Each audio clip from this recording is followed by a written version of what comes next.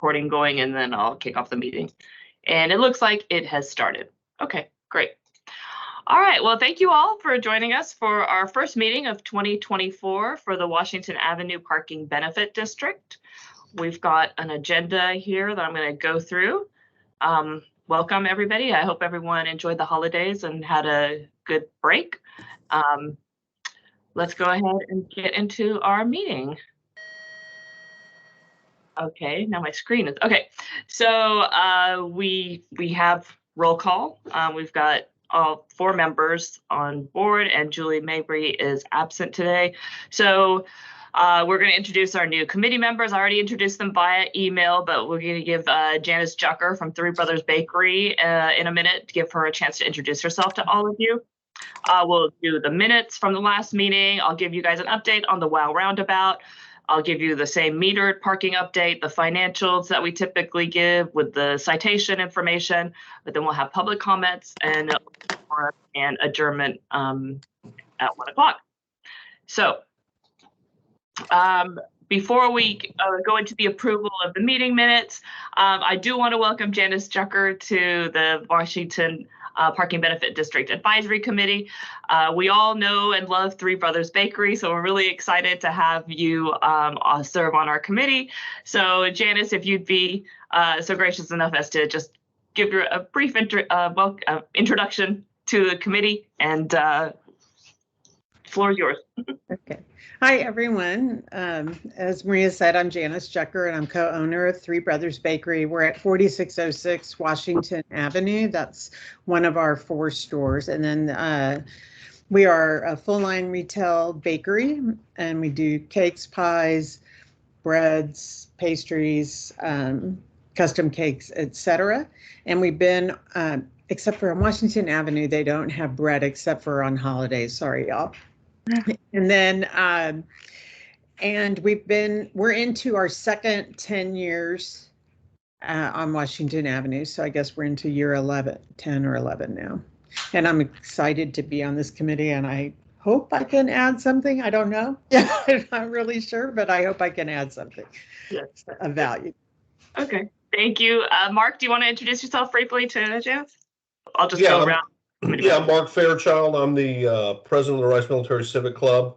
Been actively involved in the community for the last, 5 or 6 years, and have been on this advisory committee for, I believe, the last 3 years. Thank you, Mark. Keith Edgar, do you want to introduce yourself? Sure. Hi, I'm Keith Edgar. I'm the chairman. I've been privileged to work on this committee since day one as we help to put it together, and looking forward to another great year. Thank you, Keith. And Sharon Stewart. All right, I think you might be muted, Sharon.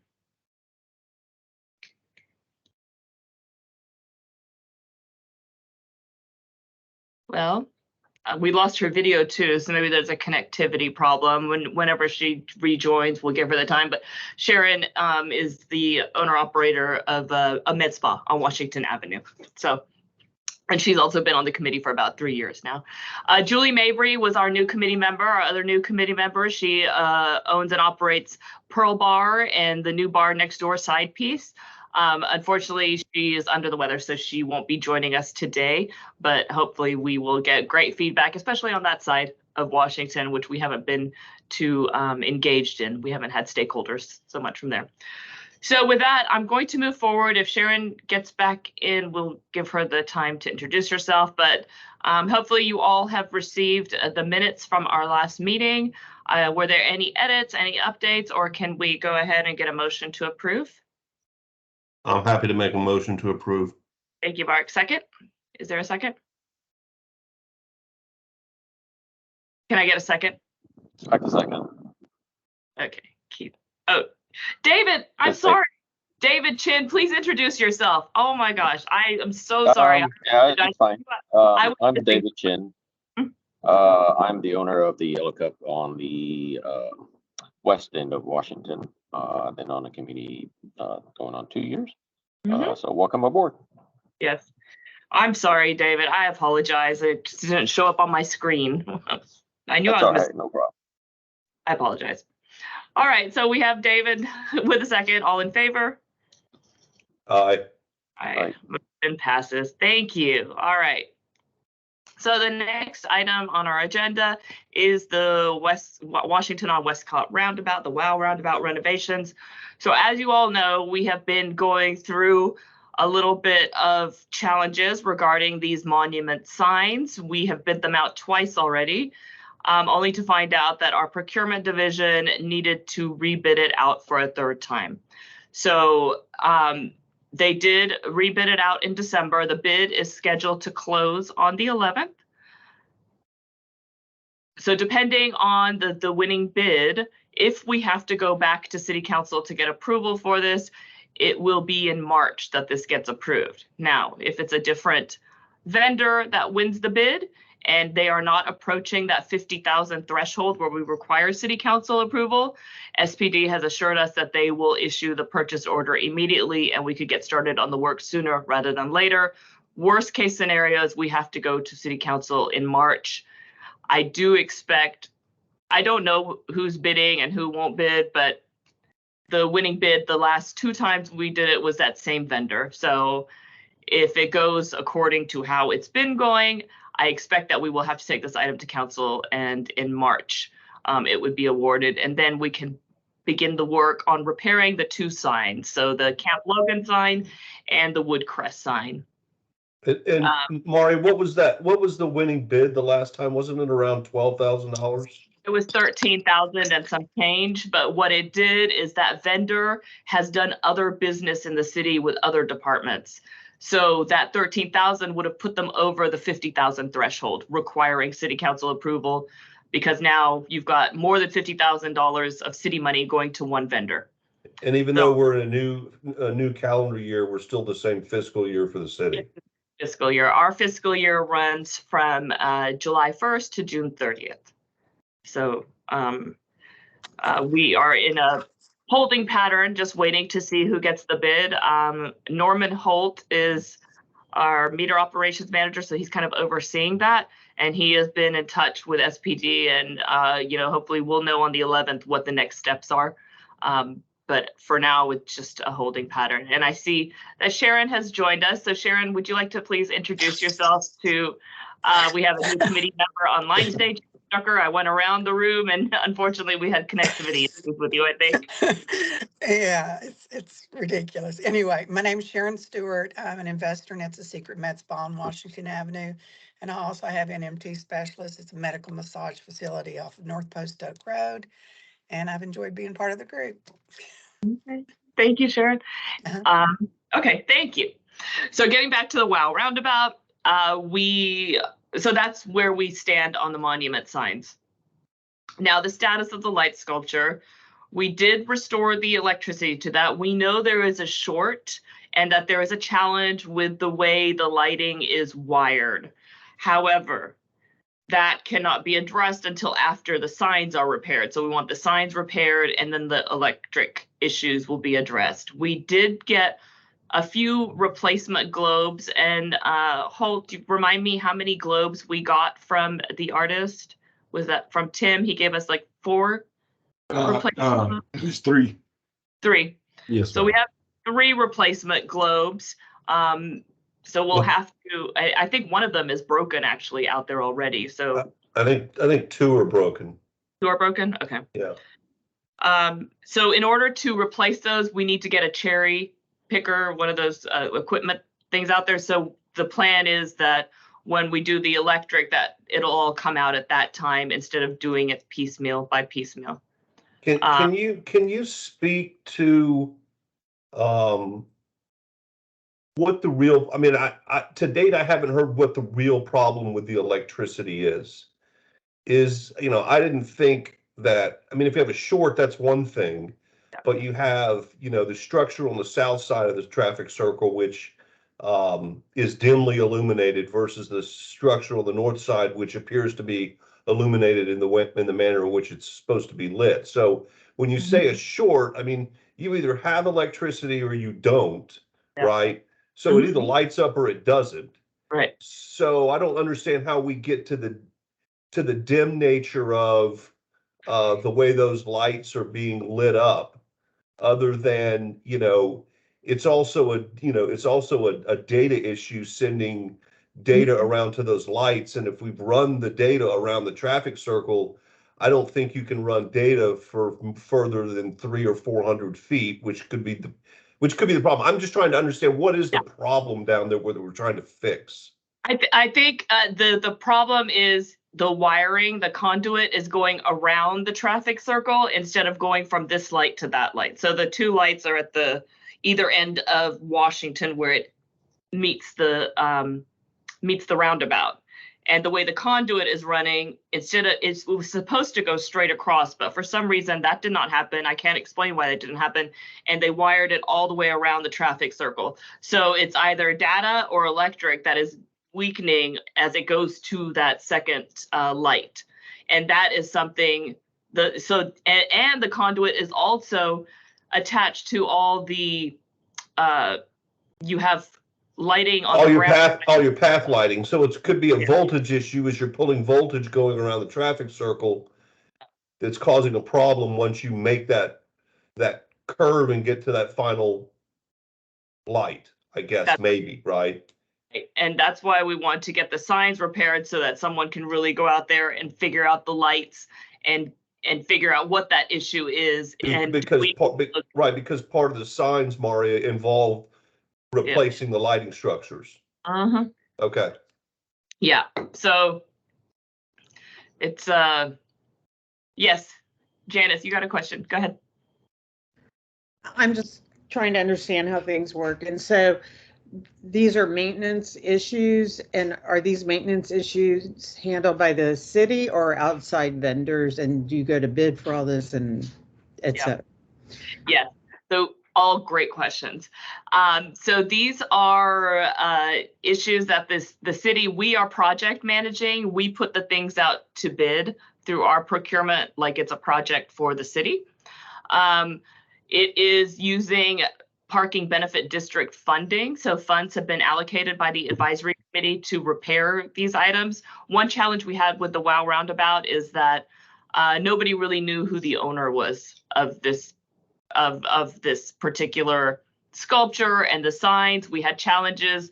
We even have one of the signs that will be paid for by an insurance company, but nobody could take action to repair the sign in order to get that reimbursement. So the Washington Parking Benefit District Advisory Committee has taken ownership of this roundabout. These are more like capital costs. The only operational cost that's involved here is the electric, it's running about $25, $26 a month. Holt, have you seen a change in that monthly bill? Not as of yet, Mario. Yeah, okay, so we're estimating about $25 a month recurring fees.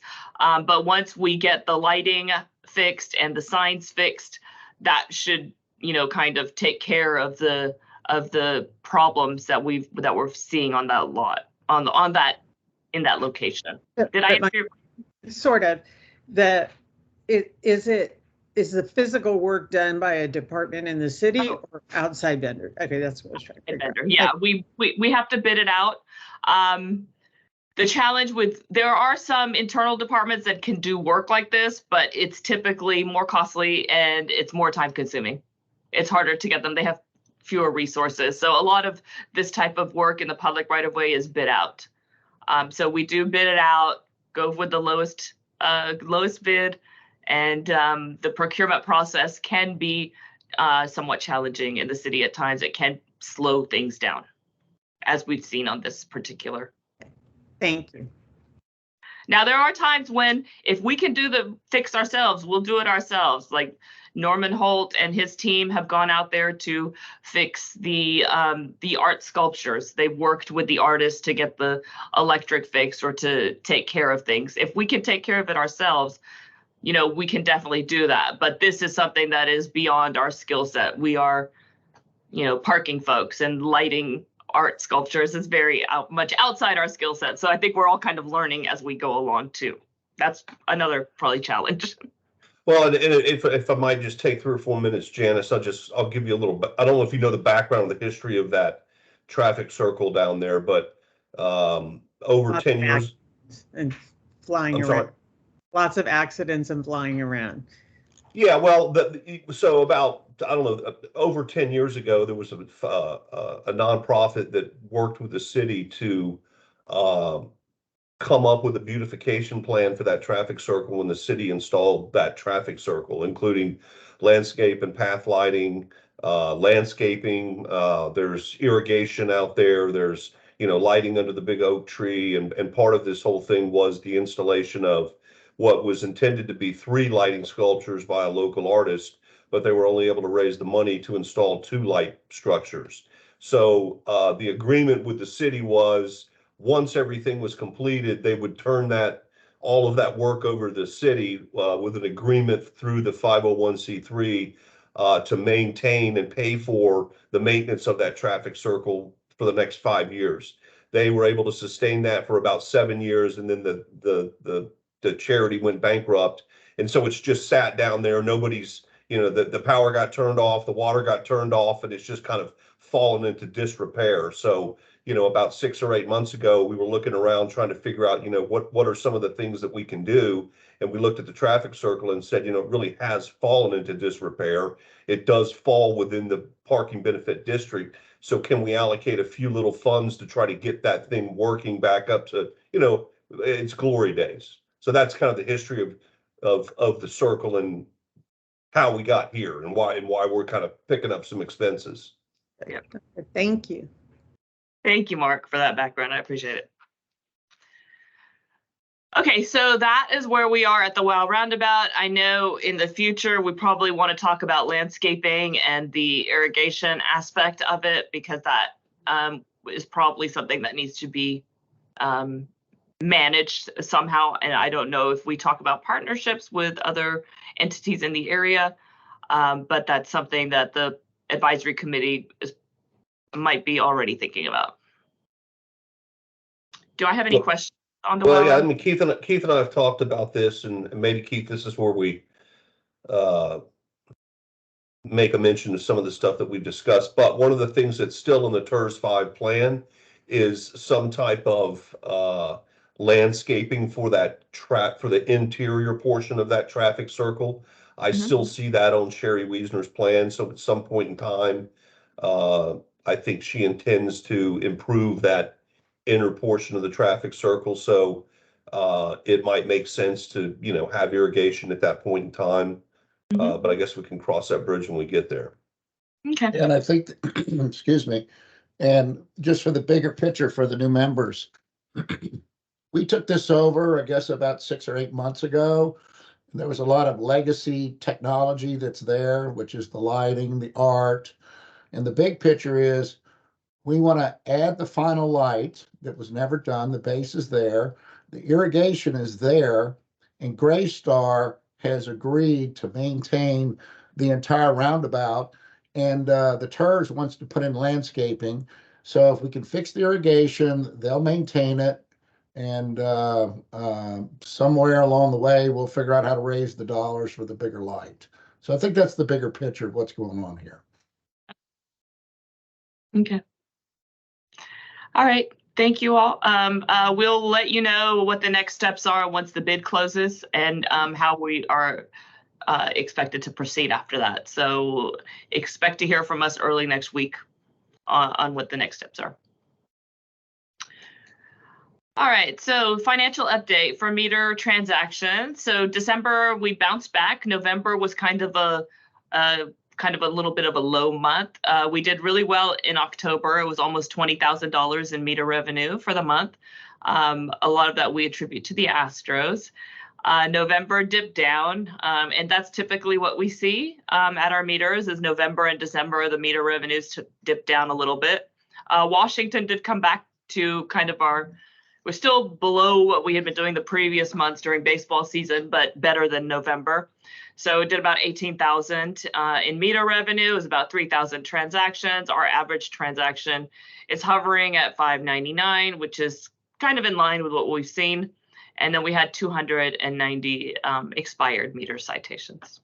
And Maria, I'd like to overlay on top of this. I don't have the slide with me available, but I keep track of the mixed beverage gross receipts from Uh-huh. all the bars between TC Jester and Durham. And you know, what I'm seeing there is kind of now beginning to show up in the meter revenue, in that in July of 2022, they brought in about $4.4 million worth of mixed beverage gross receipts. Last November, just 2 months ago, that number was about 1.4 million. So they've taken a considerable hit in the patronage of those establishments, and we're beginning to see it show up in our meter revenue. Yep. And now, you know, March is around the corner. I know it's January, but March will be here before we know it. And, you know, March, April is typically when we see our meter revenue start to go back I mean, up. it gets cold and people don't come out. Yeah. I mean, I think we see that every kind of January, February. Yep. Yep. So I expect the pattern to kind of stick like this for a couple months, and then we'll be back to our regular business. So it's okay. It's not bad. Any questions on the meter revenues? Okay. So here is the Washington Parking Benefit District financial summary. We've outlined the 24 in red, so you can see this is based on our fiscal year. So July 1st to June 30th. The model is predicting that the Washington Parking Benefit District is going to earn about $96,000, almost $97,000 in meter revenue. That's after costs. That's after the split, which is, I think it's a little bit higher than what we projected last month. Last month we projected 91,000, so it's gone up a little bit. This has 6 months worth of actuals and then 6 months of prediction based on the past. Permit sales have gone down in the Washington PBD, so we don't sell as many permits as if you look at 2019, we had upwards of 1,000 permits, $1,000 in permits sold. Sorry, not 1,000 number, $1,000. In 24, it's only about 230. We have also, however, reduced the number of permit-only locations and replaced those with meters.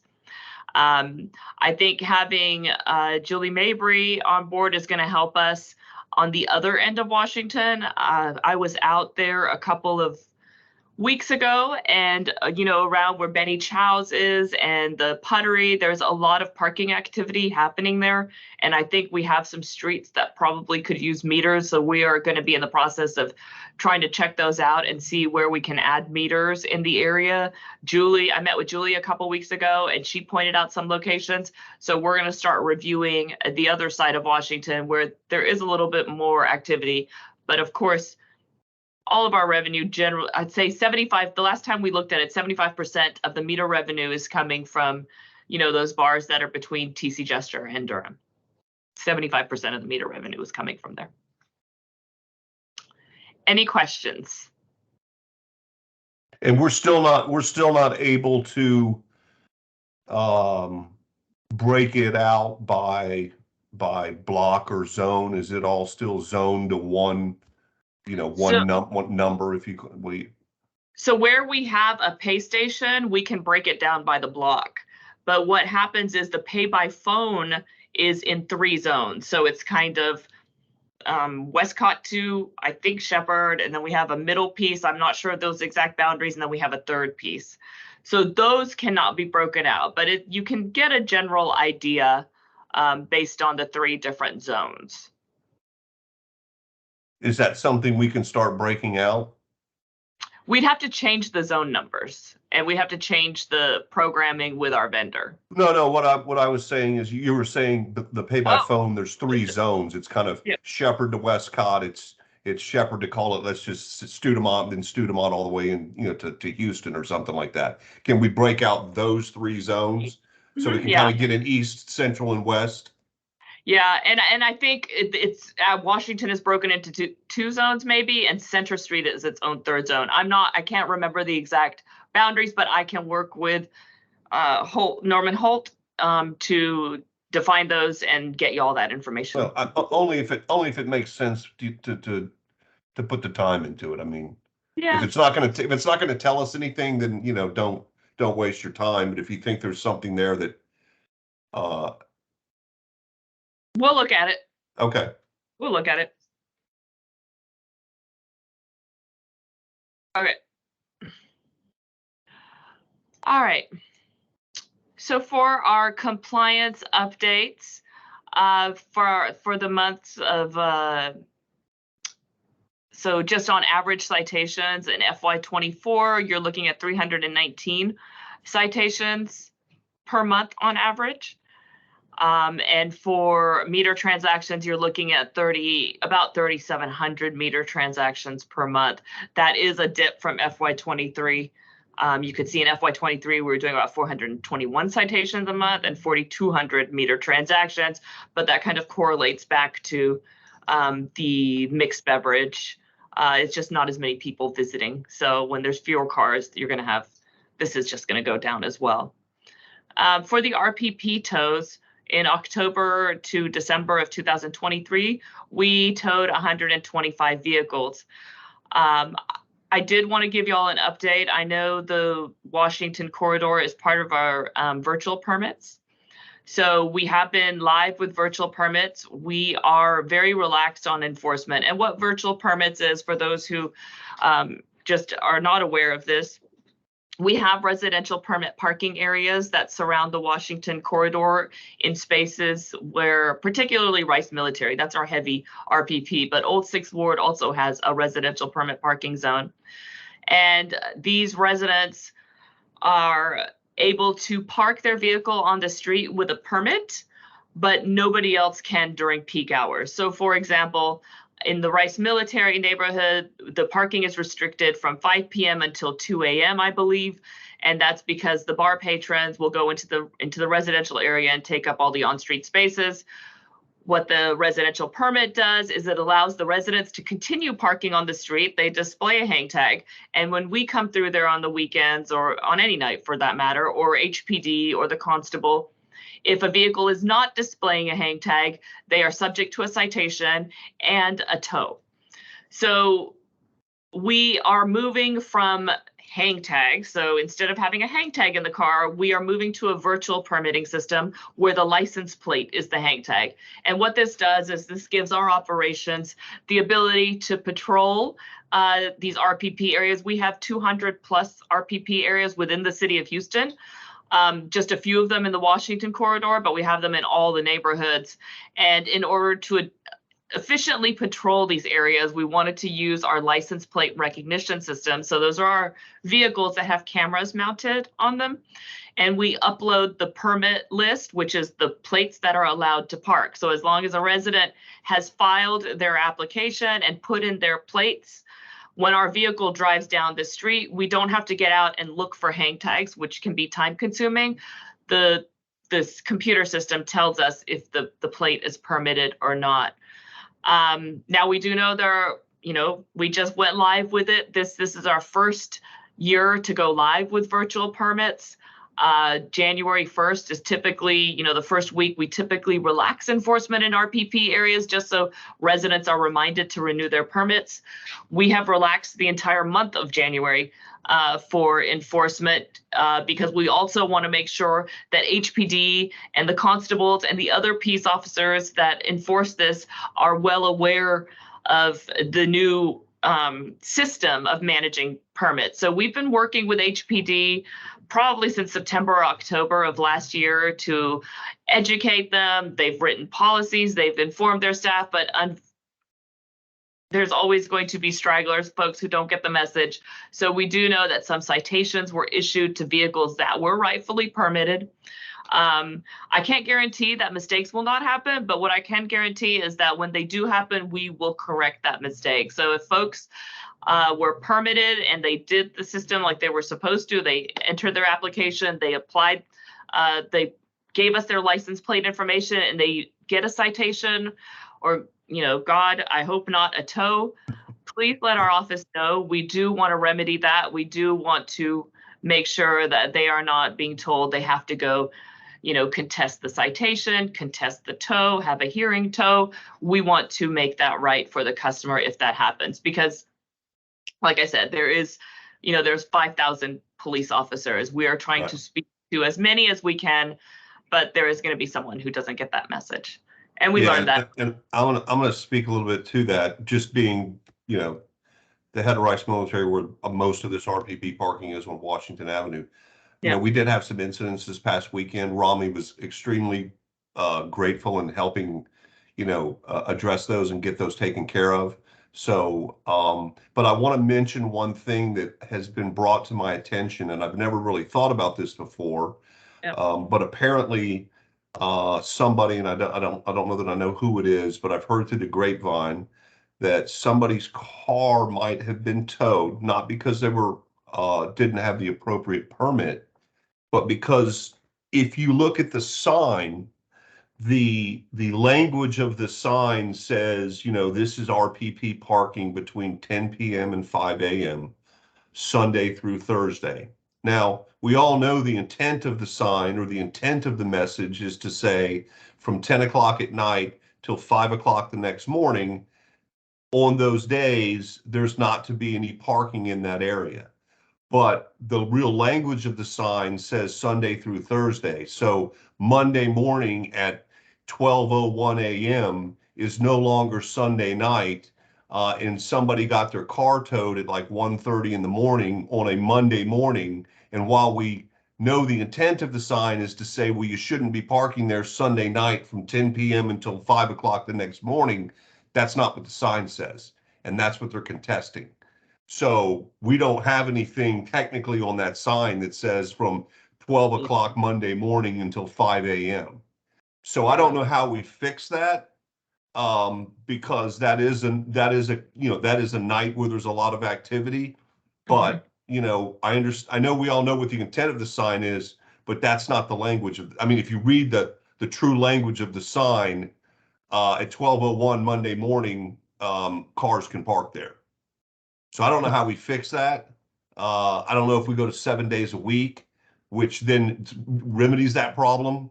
But somebody did get towed, and somebody is contesting it. I don't know whether it was through it might have been our constable that did it, and I think they're actually going to reimburse this woman. I'm trying to remember the conversation, but technically that's the way the sign reads, although we know that's not the intent.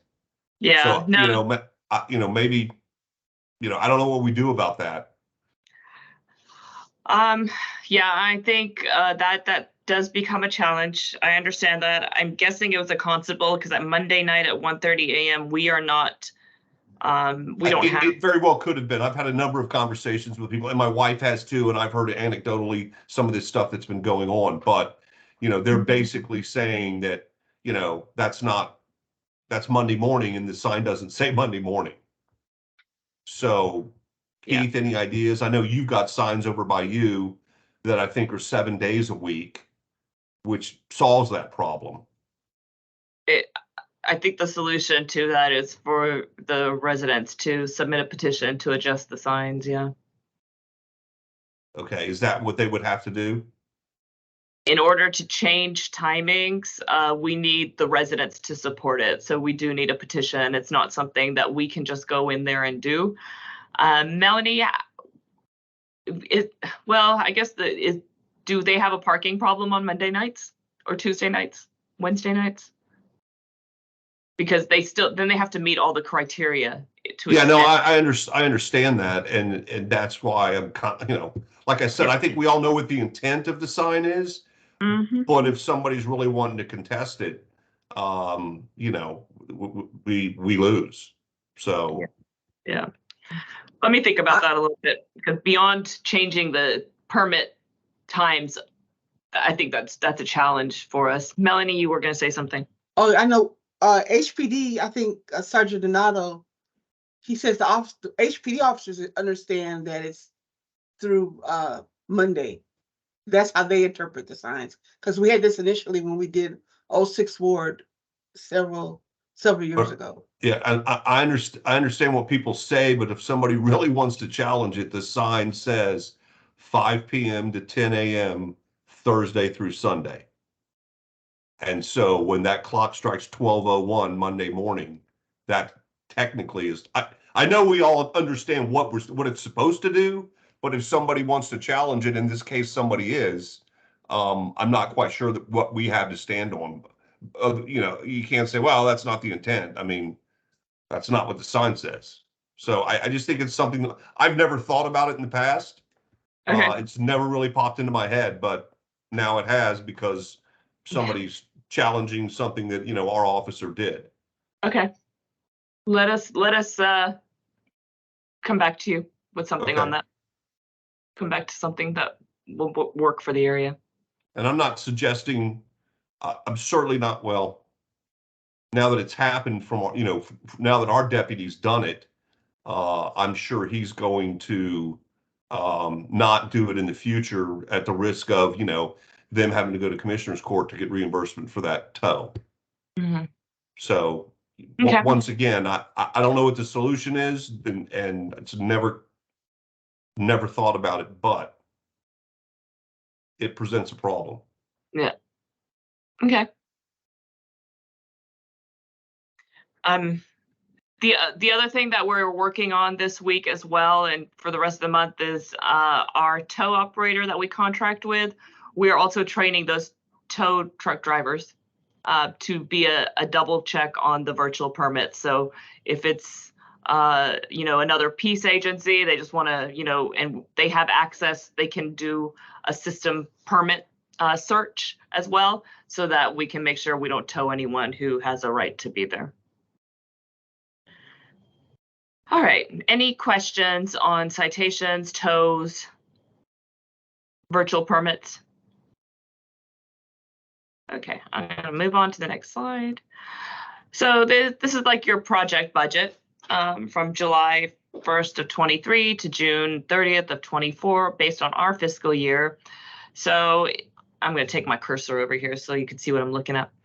So in FY24, July 1st of this year, we started off with $283,000 in the bank, and we are projecting $119,000 for the parking benefit district in revenues this year. Now, this is different from our other model. We have two models that we follow. This is our internal one. So this is what we're kind of, we're thinking that model is a little bit more conservative. We think that 119 is probably closer to the mark. So on June 30th of 24, we anticipate that there will be $400,000 in the Washington Parking Benefit District account. The budgeted expenditures are listed underneath that.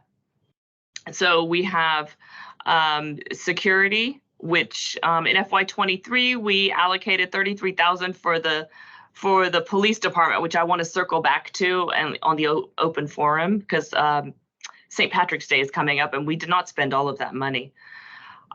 In FY24, we have $30,000 that is allocated for the flock cameras. We have the 12 flock cameras that we have to pay annual licensing fees for.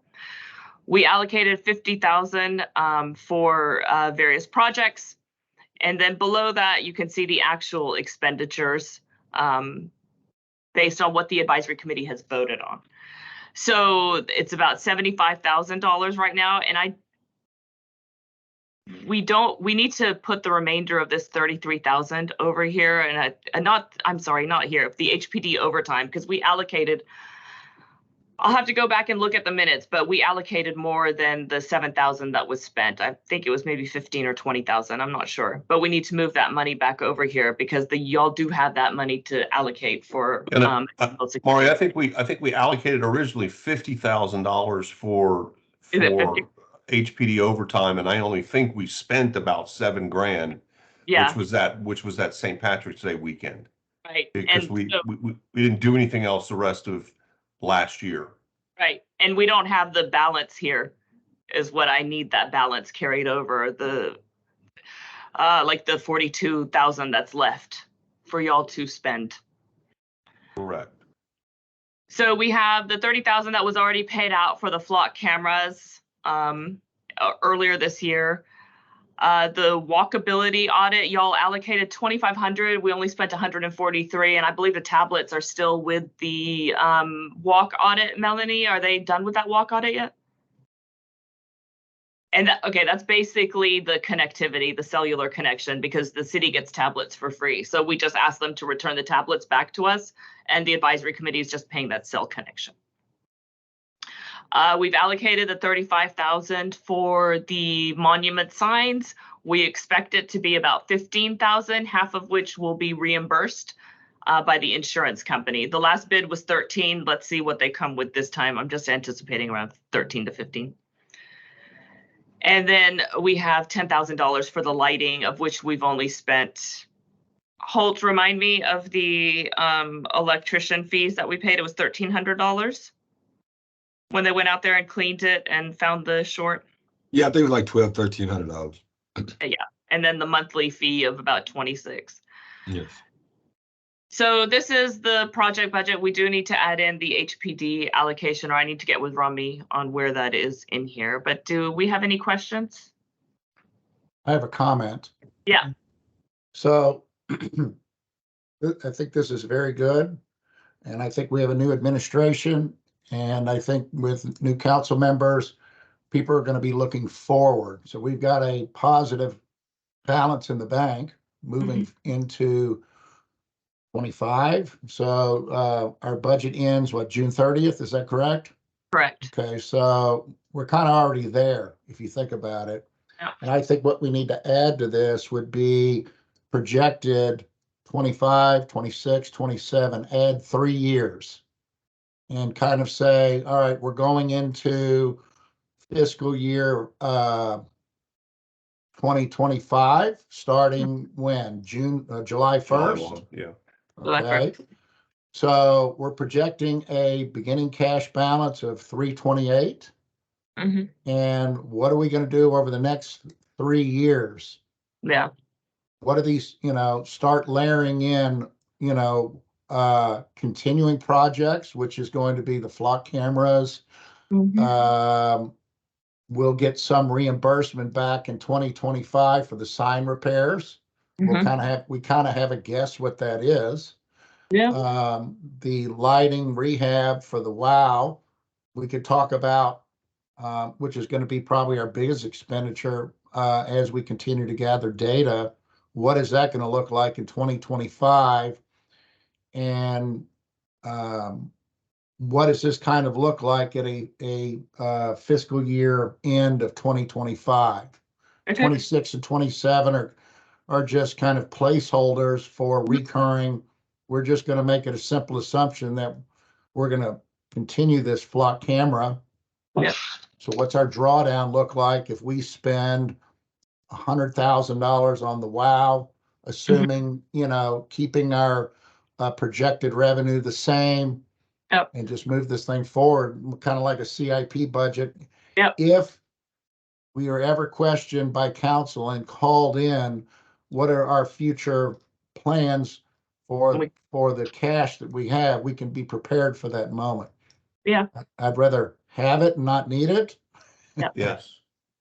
Yeah, because I think, like Keith said, with a new council, a new administration, with the fiscal problems that we all know the city is going to be challenged to fix, they're going to be looking for any quarters and nickels they can find. And we got to, while this doesn't help them, this is money that's sitting out there that we've raised essentially in taxes that we haven't put back into the district. And so we need some better fiscal responsibility around how we're going to spend this money, or they're going to take it away from us.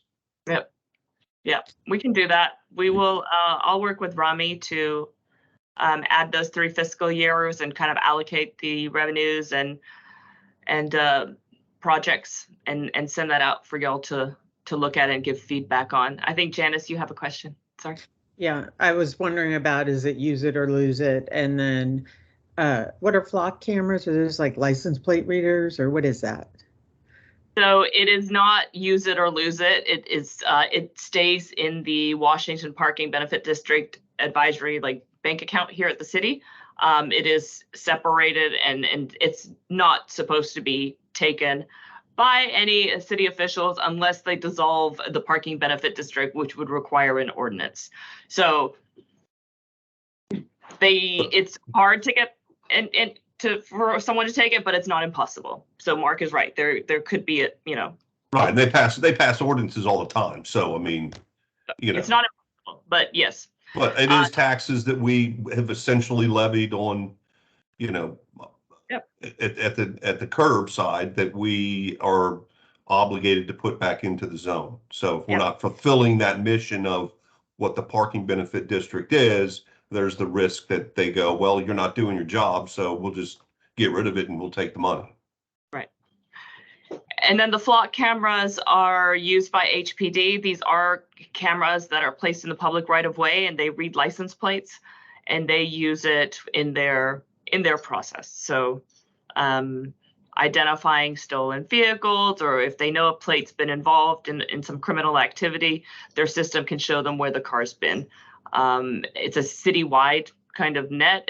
They're all over the city now, but 12 of them were sponsored by the Washington Parking Benefit District Advisory Committee, and those require licensing fees. You don't really buy the camera and just set it there. It's the company kind of manages it. Yeah. All right. Thank you. Yes. Do I have any other questions? Maria, can I add a quick comment? Sure. The remaining budget total only takes into account what it's actually been spent. So for that 50,000 HPD estimate, that's what's listed under projects and the budgeted expenditures. Yeah. But the ending balance is actually what was spent, which was only the 7,000. Got it. I see. Okay. Well, I think that brings up a good point too, Rami, in that, we, I don't want to say encumbered the funds, but we voted back in February of last year to set aside those funds for any potential HPD overtime. And does that necessarily flow over into the new fiscal year if we don't come back to the table and say, hey, we're going to continue to put $50,000 aside, or does that drop off and we got to make a motion to do that again in a new fiscal year? I don't know. I mean, I'm kind of asking the question. No, it stays. All you had to do was make a motion once. I think what we need to do, and Rami, is like in our budget, we have what's been allocated and what's been spent. And, I think because they're above each other, that makes it confusing. They need to be on the same line. Like we've allocated $50,000 for HPD security, and then we've spent this much, and this is how much remains. That way we get a quick view, because right now I'll work with Rami on this. That was good. There also may need to be, just to simplify the process, is going into fiscal 2025, we may add a line which is, plus or minus 2024 budget. So in other words, instead of having to reconcile how much we spend on a per line item basis, let's say we come in $50,000 budget under. So you take the 328 and you say plus or minus fiscal year 2024 that wasn't spent, and then add that as part of the total budget available for 2025. That may be a simple way to handle it. Okay. All right. Let us work on that. We'll update this. Okay. So next we'll move to open forum. So I did want to bring up HPD overtime. We have funds allocated. St. Patrick's Day is coming up. So I wanted to see if the committee was interested in having some HPD overtime for St. Patrick's Day. Should we reach out to HPD? What are y'all's thoughts on that? I would like to see, under the new administration, without paying for additional security, or have they internally improved the situation? It's our understanding that Mayor Whitmire on his first 30 minutes of the job was out inside of the clutch bar reviewing the situation. And so given that we've had a change of the guard and don't have enough information from, groundswell information of, is it getting better or worse? I think it's better to just let it go. Because if we're supplementing it, they're going to think everything's fine over here. Okay. In reality, we want it to look bad, so they allocate the resources internally. And then if they're still not allocating the resources internally, then we can step back in. That's my 2 cents. Yeah, I mean, I think we need about a 3-week lead time in order to put them. When do we know what day St. Patrick's Day falls on this year? I can find out. I can get my calendar and tell you. Because that has a significant impact on, how ridiculous, Washington Avenue gets. And the other thing here too is, what's that? Sunday. And the other thing too here is, and to Keith's point, I know that Sergeant Graham had applied for, and I'm pretty sure they received a grant from the federal government to help fund some of these overtime initiatives. And so I don't know, is that money still flowing? I know they were doing an enforcement operation last Saturday night, because I was actually out there at 2:00 in the morning, and I saw them, post up down at TC Jester, in the middle of Washington and down at Durham to stop the flow of traffic so that, once the bars closed, traffic would move out of the area. So that suggests to me that those grant dollars are still flowing. So the question then becomes, are those grant dollars going to be, I don't know the answer, and maybe I can pull them aside tonight and talk to them about it. But are those being spent on Friday night, Saturday night, Sunday night? I mean, we just don't have enough information to make a decision about whether we should spend our money, because I think they have money coming to them specifically for those initiatives. Okay. Yeah. And I'll try to find out tonight at tonight's pit meeting. I can also send him an email and see if he says anything. Okay. That works. The other item I wanted to give you guys an update on, you're probably aware, but HGAC and the planning department are doing a study on Washington Avenue. The planning department has already reached out to us. They were looking for parking information, which we shared with them, transaction detail, location, and whatnot. So I expect that they will be engaging the advisory committee, the super neighborhood, these different stakeholder groups. They'll have public meetings. We will keep you guys updated as we hear anything. If you hear anything, please also let me know, because sometimes we live in silos and we don't hear things until it's too late. So I would appreciate that. I have a question, Maria. Why are they doing that? Doing a study of Washington Avenue? Do you know? So they're going to look at transportation and the livability. It's like almost like a livable center study of Washington. HGAC obtained some federal funding. There's been a lot of talk about different things that can be done on Washington. Can we have, a train down the middle, or a light rail, or can we reallocate the lanes of traffic? There have been talks about eliminating parking and making it a smaller street. So they're basically going to be talking to all the stakeholders, and that includes businesses. You'll be getting notices, the residents, I think TxDOT will be engaged, and just talk about what is the future of Washington and what do people want to see in Washington? How is that going to look, 15, 20 years from now? I mean, I think in the past 10, 15 years, we've seen significant change, 20 years, I'd say. We've seen significant change in the Washington corridor. We've seen some mid-rises come up. I expect that's going to be the trend, that it's going to just get more dense. So they're trying to plan for that dense future. Plus you've got, the proposed BRT line coming from the Northwest Transit Center going downtown, and the 2 proposed stops that they have there at Shepherd and Studemont. There's a lot of stuff that's going to be going on in the I-10 corridor over the next 15 years. Okay. So I think this is in conjunction with looking at a long-range plan for, for Washington Avenue and transportation and mobility down that thoroughfare, or if it's even going to be a major thoroughfare anymore. Right. Right. That's one thing. So I would encourage you all, if you hear anything, please share it with the rest of the committee members, share it with me too. We should, make our voices heard on what you want to see in the future in Washington. Yeah, and for any of those of you who are concerned about, what's going on I-10, which is going to be, like I said, a significant project in coinciding with all this I-45 stuff going on, which is going to have a significant impact on our neighborhoods. And potentially our businesses. I think there's some upcoming public meetings about a couple of segments of that as well. Yes, there are.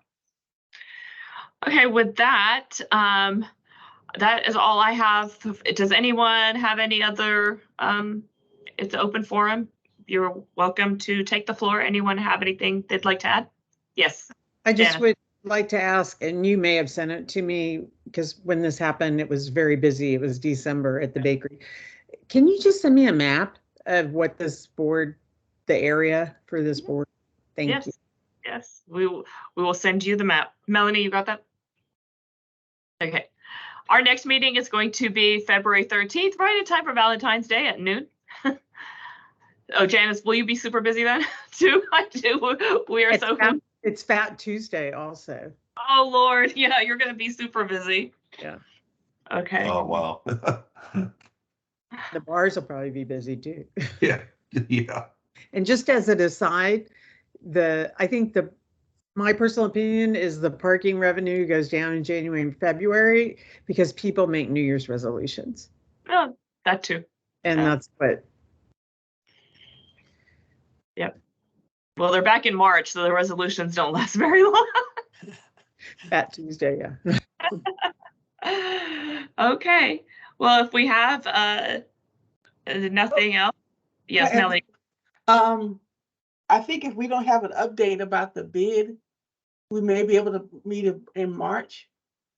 Oh, yeah. That's really, really pending thing we have going on right now. Right. Mm-hmm. We'll send you guys an email, depending on what the bid comes out to be. We could potentially just cancel the February meeting and just meet in March if it's going to take us that amount of time to get it done. So we look to hear from us next week regarding the Feb meeting. Other than that, I thank you all for your time today. Look forward to working with you in 2024. Do I have a motion to adjourn the meeting? Aye. Motion to adjourn. Thank you, Mark. I need a second, please. I'll second it. Thank you, Sharon. And All welcome, right. Janice. Thank y'all very much. I look forward to working with y'all. Yeah. Great. One day I'll see you bigger than a square. Yeah. Right. I'll have to walk over. Are you in the bakery on a daily basis? Well, we have 4 locations. Oh, that's right. That's right. And so it just like if I'm going to meet someone, it's best to plan it. So I'm at that location on that specific day and time. Perfect. Well, welcome. All right. All right. Well, thank you all. Have a wonderful week, and we'll be in touch. Okay. Thank you. Bye-bye. Aye. Bye-bye.